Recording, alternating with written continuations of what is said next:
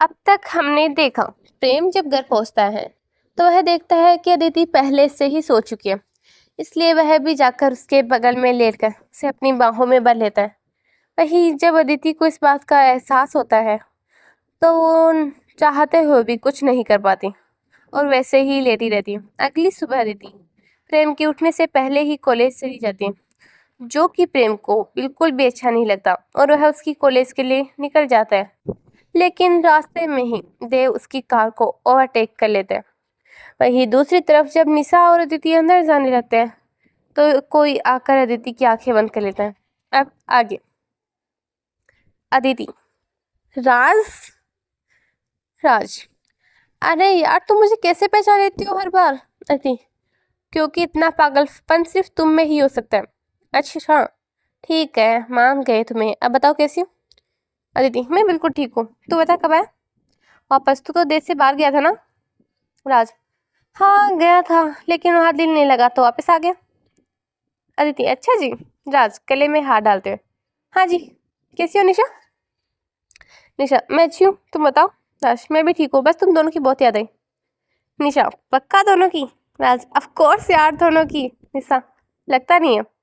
राज तुम शक बहुत करती हो। निशा बंदे की शक्ल ही शक करने वाली है। राज अच्छा।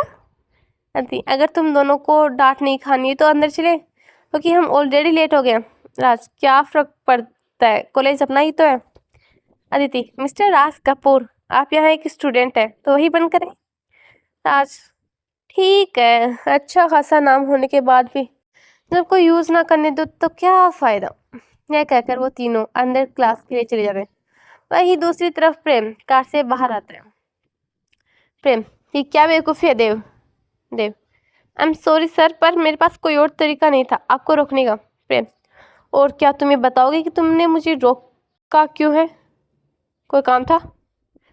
नहीं, वो आपकी और मैम के बीच हुए कॉन्ट्रैक्ट के अनुसार आप उनकी पर्सनल लाइफ में दखल नहीं दे सकते। ये गलत है। उन्होंने पहले ही कहा था कि आप कॉलेज नहीं जाएंगे और ना ही उनके मैटर में कुछ बोलेंगे। प्रेम गुस्से में मुझे अपनी वाइफ के मामले में बोलने से कोई नहीं रोक सकता, और इसके अलावा कोई वजह नहीं तो मैं जाऊँ। देव वो मैंने आपको लोकेशन भेजने के बाद देखा कि मैम जिस कॉलेज में पढ़ रही हैं वो कंपूर एंटरप्राइज के अंदर आता है, इसलिए आपका वहाँ जाना सही नहीं होगा। कंपूर एंटरप्राइज सिंघानिया एंटरप्राइज की कॉम्पिटिटिव कंपनी है जो हमेशा से सिंघानिया एंटरप्राइज से टक्कर में रही है। कहा जाता है इनके संबंध शुरुआत से ही अच्छे नहीं रहे। इसके पीछे क्या वजह रही है ये तो हमें आगे ही पता चलेगा, लेकिन हाँ, प्रेम सिंघानिया और विवेक कपूर के बीच कभी नहीं बनी है। प्रेम गुस्से में तो क्या उसे कोई और जगह नहीं मिली पढ़ने के लिए? देव ये मैं कैसे बता सकता हूँ? प्रेम उसके ट्रांसफ़र की तैयारी करो, एक अच्छी कॉलेज ढूंढो।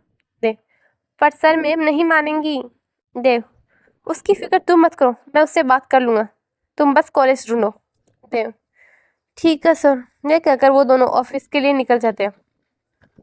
लेकिन आज प्रेम का ध्यान ऑफिस में बिल्कुल भी नहीं था। उसे तो बार बार अदिति ने जो राघव से कहा और कॉन्ट्रैक्ट की शर्त और अपने अदिति से कहे शब्द याद आ रहे थे, जो कि उसे तकलीफ दे रहे थे। वहीं दूसरी तरफ अदिति की जैसे ही क्लास खत्म हुई वह बाहर आने लगी घर जाने के लिए।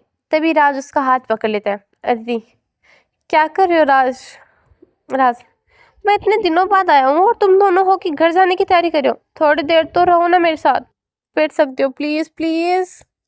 अदिति पर राज राज अदिति प्लीज ना यार प्लीज। अदिति ठीक है फाइन चलते हैं। राज चलिए। निशा निशा नहीं, तुम दोनों जाओ, मैं कबाब में हड्डी नहीं बनना चाहती। अदिति क्या कबाब में हड्डी, तू ज़्यादा नहीं सोच रही है? राज हाँ निशा यार चलो ना प्लीज़, वरना इतना मज़ा नहीं आएगा, तुम्हारे बिना वैसे भी वहाँ बोर हो जाएंगे हम। निशा नकली गुस्सा दिखाते हैं ओ, तो मैं तुम्हारा टाइम पास हूँ? राज नहीं, तुम तो हमारे ग्रुप की शान हो, पर अब चलो भी ना। निशा ठीक है। वो तीनों कैंटीन में आकर खाना खाने लगते हैं। तभी राज बोलते हैं। राज अदिति क्या तुम मेरी गर्लफ्रेंड बनोगी? वही अदिति और निशा सो खाना खा रही थी। दोनों को उसकी बात सुनकर खांसी आने लगती है। अदिति क्या? निशा अपने मन में पागल लड़का, इसे ये भी नहीं पता प्रपोज कैसे करते हैं। इतने साल खराब कर दिए। एक तो ऊपर से आज कह भी रहा है तो इतना रूखा सूखा, वो भी अदिति की कॉन्ट्रैक्ट मैरिज के बाद राज घबराते हुए। वो मेरा मतलब था कि क्या तुम मेरी फैमिली के सामने मेरी गर्लफ्रेंड बनकर चल सकते हो। वो क्या है ना कि मेरी फैमिली मुझे शादी के लिए फोर्स कर रही है, तो मैंने कह दिया कि मेरी एक गर्लफ्रेंड है, और अब उन्हें मुझे 2 दिन बाद पार्टी में उसे लाने को कहा है। इसलिए पूछ रहा हूँ, तुम गलत मत समझो प्लीज।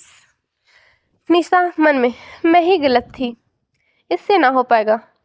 ये लड़का कभी भी अपने दिल की बात कह ही नहीं पाएगा।